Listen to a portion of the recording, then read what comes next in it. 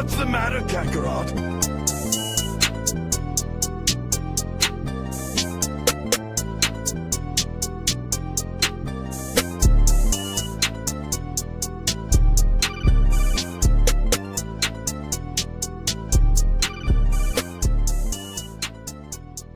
Good morning and welcome back to another Sunday worship service or whatever so you want to call it with the Blerd Church of Anime. Who am I? I am Black Star, your preacher, your teacher. Sometimes they call it a cult leader. I don't know. Whatever you want to call me. The messenger for today.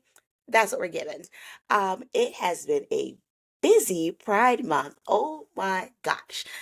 So many things happen, so many different opportunities to do things, and if you've been listening at all, we've been doing some really queer focused anime for this month. Because this is a community that respects all of our folk. This is a community that respects the queer community. This is a community that believes in being co-conspirators, not just allies. Um, but yeah, this is the last Sunday of our Pride Month. Although, like Black History Month and Native American History Month, we can talk about these things all year. We don't have to specify it to just a particular time. And plus, there's plenty of Pride things still happening across the country. Not every city has their Pride events during the month of June. I know there's some in July through the summer. You know what? And that really is based on the community, but it's nice to, nationally be able to talk around and be like, Happy Pride, like Happy Pride. This week has been so busy. I feel like all of June has been super busy for me, even if I haven't been the most productive at my daytime job. Um, but it was a good busy. It was friends busy. It was getting to do a lot of things and see folk, and I feel like I have less running around and seeing everybody time in July, which I am looking forward to. But I do have some things that are coming down the pipeline that I have to get serious about in July too. So I feel like in this week, going into next week, there's just anticipation of all that's happening. Also, next week will be our official year 2 of doing this podcast. Yes, we started the first Sunday of July last year. I think it was the first Sunday. I'm gonna claim the first Sunday of July last year, and our next episode will probably start our season 2. So thank you all who have found us, joined us, started listening, watching us. Appreciate y'all. Um, as we continue to build this community. And I hope you had a fantastic week last week. I hope things went well for you. You had a chance sometime this month to get out and celebrate whatever you want to celebrate. Was a birthday, friends, be an ally, be yourself. I've seen so many drag queens this past month. It's kind of hilarious. Um, there's so many events. Love it, love it, love it. Spend so much money. Still love it. If you did not have a good week last week, well, you know how we say around here, F last week. We believe this week will be better, especially as we go into a new month, and who knows what that month will detail. Me, I'm a little familiar up here, and when I get in, starts, you know, trying to, I don't know, comfort me when I talk about bad weeks. All right, so now I have a cat on my lap as we go through this. This week, I said this earlier that I was going to talk about a high dive anime because I was supposed to do high dive animes on the first Sunday, even though I've gotten away from that and don't stick to my own calendars. But in honor of Pride Month, I wanted to find something that was a bit queer, and I found something that's queer like. I love this anime. I found it as a manga, and I am like chomping at the bit to finish it. The anime I'm talking about is How I Attended an All Guy Mixer. Exclusive on High Dive, 12 episodes, came out back in 2024. It doesn't seem like that long ago. I rewatched it recently. I was like, oh my gosh, this is 2 years ago. Um, really, really simple prospect. This guy, Tokiwa, he is a university student, and then one day a female classmate of his invites him to a mixer. And so he gets two guys, his best friends, Haji and Asagi. and they show up to the Mitzer. The female classmate, her name is So, and she brings two of her co-workers, Fuji and Kohaku. But when they show up to the space for the Mitzer, they don't find three cute girls, including Suo, who is like the person who set this whole thing up. They find three really hot guys. What's the deal? Well, three girls all work at a drag king bar, and they were running late, and so they came in their regular bar attire. At least that is the excuse they give. So these three straight cis guys, Tokiwa, Asagi, and Haji are at the mixer with these three, and they're like regular looking guys, nothing like super sparkly about them, but with these three very sparkly guys who are used to hosting. They're kind of like drag king hosts from the bar. Um, so this is for my people who aren't quite sure they're ready to jump into BL or anything that's quite super queer. The cross dressing, I think, is great. I mentioned this also in an earlier sermon that like I tend to like. I really got into any cross dressing manga or anime, especially when it's a female character cross dressing as a guy versus the opposite. I don't know why. It's like my kill me, kiss me's, and all those things. I just she got game. I was just always finding the female character dressing up as a guy, and then the guys bi panicking in a way where they're like, "I'm into girls, but I realized this one guy really hot." That was always comedy for me. Um, but because you get a lot of the BL tropes, I really do genuinely like that. But the characters, the love interests are all women, and also they know that they're all women. Like the first episode doesn't keep you hanging. Like they send them a picture of what they actually look like. They are like, oh, they really are cute girls. It's just this contrast of what you normally look like, I guess normally, but how you always appear like this. And I will give it. It takes them a while to actually see the girls and like their femme attire, femme personas. I think it's like episode 4 before I think the first one even sees one of them. Except for Tokiwa, because he knows Suo because she was a female classmate. That's a whole other thing. Um, but I genuinely, it's very funny. The guys are so cute. The girls are so cute, and it is a romance anime. So just there's all these like things happening, and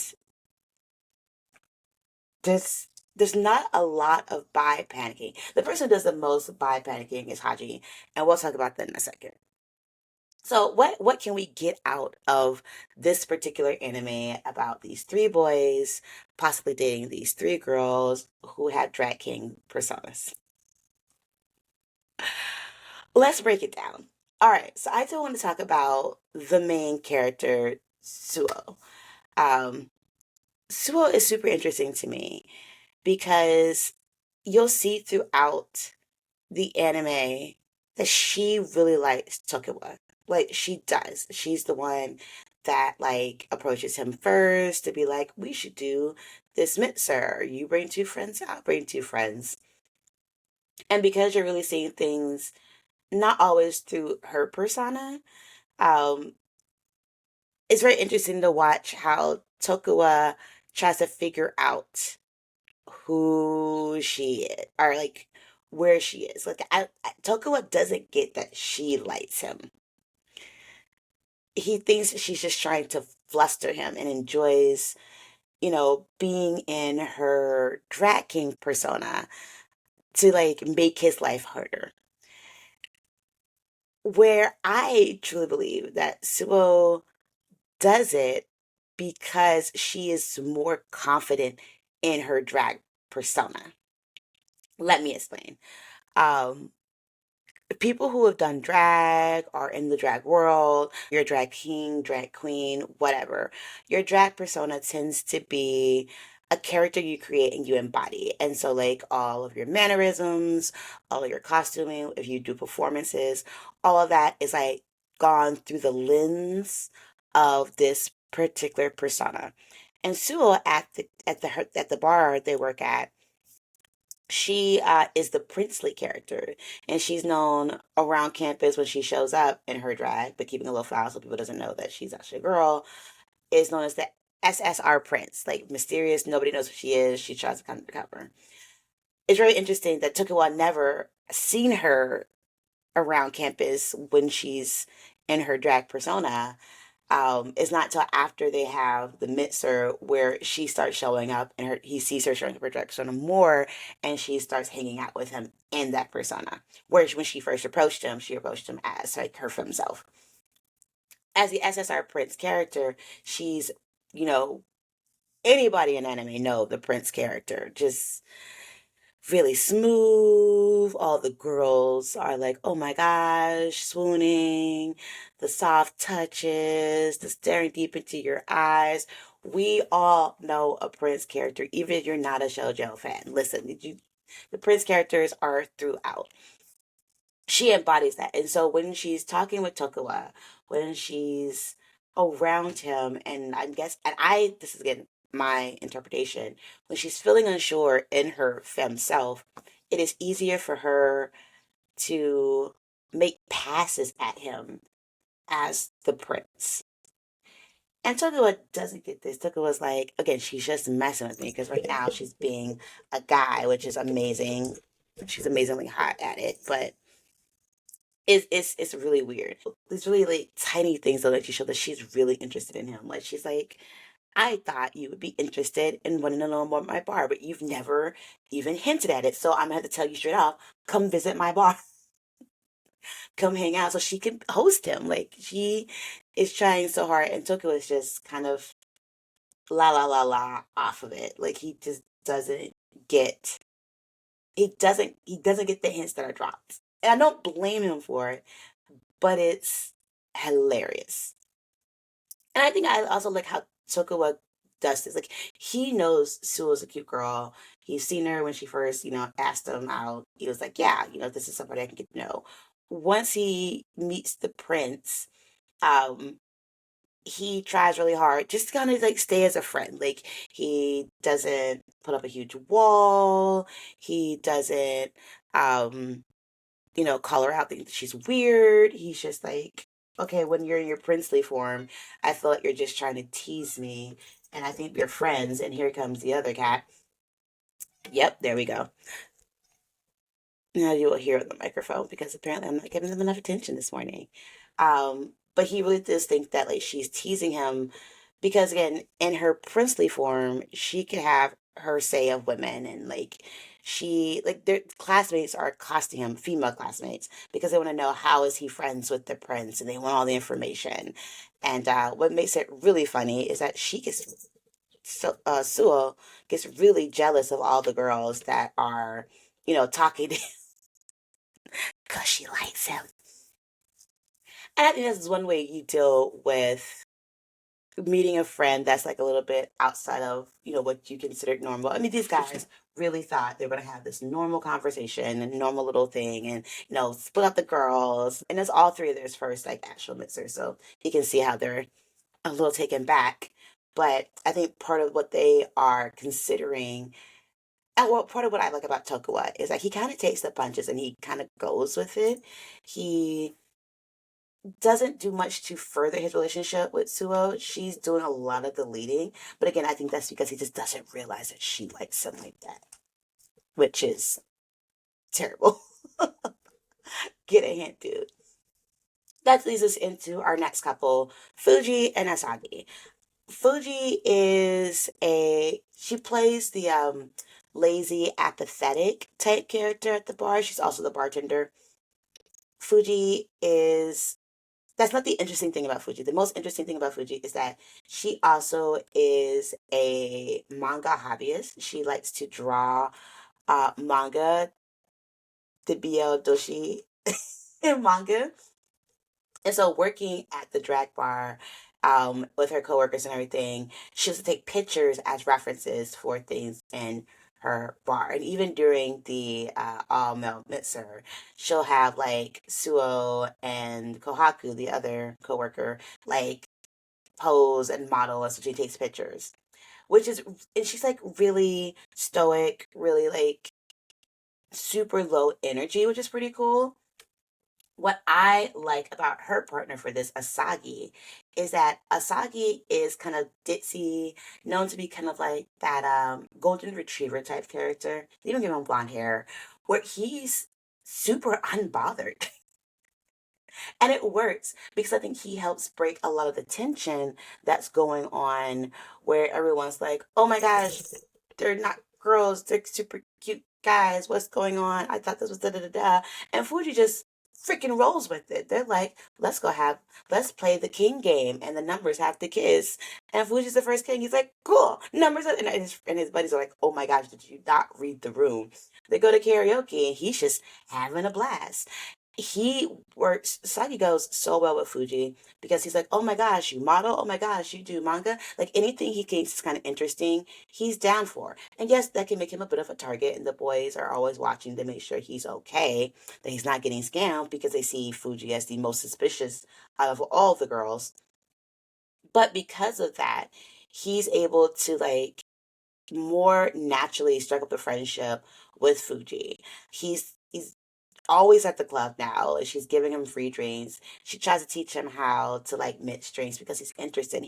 His enthusiasm, his interest, and his seemingly not caring about whether she's dressed in drag or her regular persona, which is not a huge difference considering that Fuji's the only one where like with wig, without wig, she pretty much looks very similar. And I think that is a really great way for us to be around people.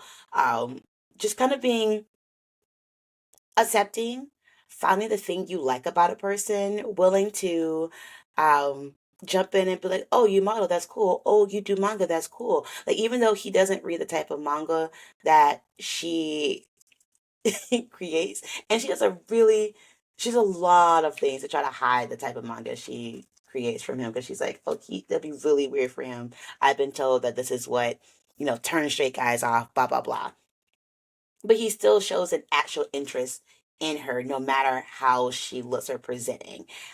We should all strive to be Asagi. So not just in our romantic relationships or potential partnerships, like, pan supremacy over here, gender is just a presentation, but in how we deal with our friends and how we get to know people. Folk will see someone dressed in a certain manner, especially if it's contrary to what you assume their gender may be, or maybe you have an idea about what it means to be goth or emo or prep or all this kind of stuff. You may see people's presentations and make all these assumptions about them. Fair, but as you get to know a person, as you get to see that they're actually a good person, as you get to understand that they have different interests, being interested in their interests to get to know them is always a great sign on building better friendships and better communities. Because Asagi gets to get into this whole, I think Asagi wins the most out of all the boys. He gets into this whole world. He gets to learn about something. He gets to be taught about different things, and he gets free drinks at this drag king bar where he is so freaking comfortable. I applaud Asagi as one of our best characters on this thing. Being Asagi, who you shouldn't be, is kind of like our last couple, which is the most drama of the couple. So we have Kohaku and Haji. Kohaku, I think, is the youngest of all the coworkers. She tends to be a bit more serious. She's trying to figure out her character at the bar. Um, she's supposed to be the aggressive type, kind of like the mean, bossy persona, and it's really hard for Kahaku to like. She's so serious. Like, am I doing it right? Am I being mean enough? Like, she checks in with everybody. She's super sweet and she's super insecure, but she's like, I wouldn't say she's the most normal because she also like realized what it looks like to be in her drag persona. As you go through the series, you'll see her being like, "Oh, I'm just the man today. I shouldn't eat sweet things. People think that'll be weird for a guy to be eating like parfaits."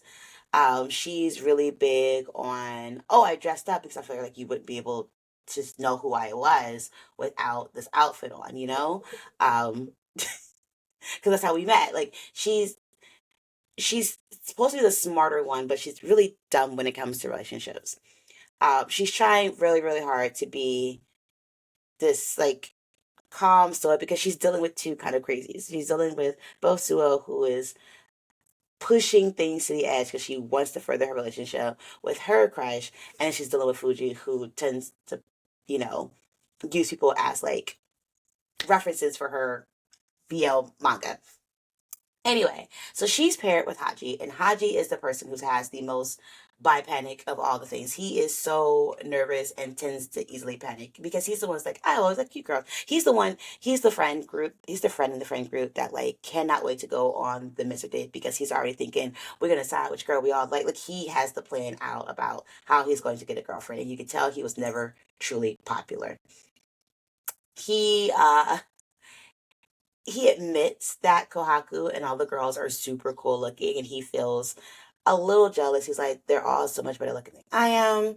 Um, I don't have a shot. But Kohaku being the cool type, the one that's like, keep everybody together. He's like, he knows what she looks like and he's comparing the two things and it is truly, truly messing with him. He's the one that has the most just unfortunate conversations, and both with Kohaku and the other people, the other groups. Haji is who you don't want to be. Haji is so in his head about like, am I straight? Am I gay? What's going on? Questioning sexuality about everything for every little bit of this because he sees himself as a particular way. But Haji doesn't hold that for other people. Like I think there's this really cute moment where he's with Kohaku and Kohaku is in drag and they go to this cute coffee shop where they meet up and Haji's like, oh, I want this parfait. It looks like this is special. It's really good. And Kohaku's like, wouldn't it be weird for like two guys to be sitting here eating parfaits? And Haji's like, guys like sweet stuff too. Like, because he's so, like, it's not like he's so sure of himself. It's just like, Haji, outside of the romance, outside of the love, outside of the people, is pretty cool with like, I'm a guy and I do these things and I'm a little bit weird and da da da da. He gives Kohaku a bigger frame of reference for being a male character. Because again, her drag persona is a persona. She is trying to figure out like what is it, especially when you see her at the bar, trying to figure out what does it mean to be this character. It's not truly who she is. And so when she's in character, she's like the baby drag queens, the baby drag kings. Like how do you act? How are you the perfect version of this character? And I think being around actual guys has helped her be like, okay, like I can have this persona, but it doesn't mean that like I am like too narrow minded in it. Um Kohaku and Hagi are they're the couple you worry about the most, pretty much. Doesn't mean they're not fun to watch, but I think they're very interesting with their personalities. And I think everyone's personalities kind of complement where Suo is the more aggressive type and Tokiwa is like the just kind of laid back person. I think then if Fuji's the flip of that, Fuji's just very like even keel. Basaki's like the wild energy. And Kohaku and Hagi, I think, are very similar in where they have different insecurities about different things and they don't know how to directly talk to each other and trying to figure out if they even like each other. So this is a whole shebang. So what I'm trying to say, what this all boils down into for your lesson for this week is we will meet people who will be outside our comfort zone. We meet people who are not how we think they should present. We will meet people who surprise us. Like we may think we know one person, we may think we know somebody, and then we learn something completely different about them. That's okay. That's part of being in life. That is part of being human and getting to know the fullness of a person and their life. How we respond to it will dictate whether or not they continue to share those things with us. And like I said before, I think we should all try to be an Asagi, where we'll be interested in what it means to be with a person and like just be interested in what they're interested in, even if it's not something that we personally do ourselves. Be interested, be, not super wary, but willing to like talk it out, willing to say, hey, this is interesting to you, so it's interesting to me. I want to get to know you more and kind of make your decisions from there. You never know what type of community or friendships or even relationships you can build when you're open enough to give someone who has surprised you with who they are a little bit more space. I try really hard in my life because I've constantly evolved as a person over my 40 years, um, to ask my friends to like see me anew each time they see me. I'm into a different thing. I'm into this or that, whatever. And I try to do the same. Like, even though we may have been friends 20 years ago and you were this particular person when we were friends, you were into this particular thing, that to me doesn't mean that you cannot change or present in a different way or do something different or be into something else. And when my friends come to me with that, I try really, really hard to like, tell me more. How is this thing going? And don't try to regulate them to a box. Um, because I think that's how you can break a lot of relationships, especially long term relationships. People you only see every once in a while. Is that you were always like this in high school, you were always like this in college, or we were childhood friends and we've seen each other for the first time in a decade. I expect you to be this, that, and the other. And life changes people. Like, there's so much going on, there's so many different experiences you can have. I think Kohaku is probably the only person who, when she found to the bar, was like, yeah, I don't know if I want to do this, and then realized it was good money. It's like, okay, I'll try this, you know? And I am super partial to drag kings. I see so many tons of drag queens, but I am a big fan of drag kings. So it's another reason I'm a huge fan of this series. If you haven't, check it out. It's on High Dive. Um, how I Attended an All Guys Mister. Only 12 episodes. I'm hoping to get a season two. It was great. And it's a non-typical love story. I'll say it like that. But I hope the rest of you have an amazing rest of June. Only a few days left. Go out there, be gay, be queer, do all the things. If you're not, tell your queer friends you love them. If you have none, that's an issue. You might need to check on yourself about why there are no queer people in your circle. That might mean you're unsafe. Um, just something to think to put out there. And I will see y'all in season two. Bye. Wait. Bye. The Blerd Church of Anime podcast is produced by Black Star, aka Lauren Tillman, written by Lauren Tillman, and hosted by Lauren Tillman. Music created by EL47.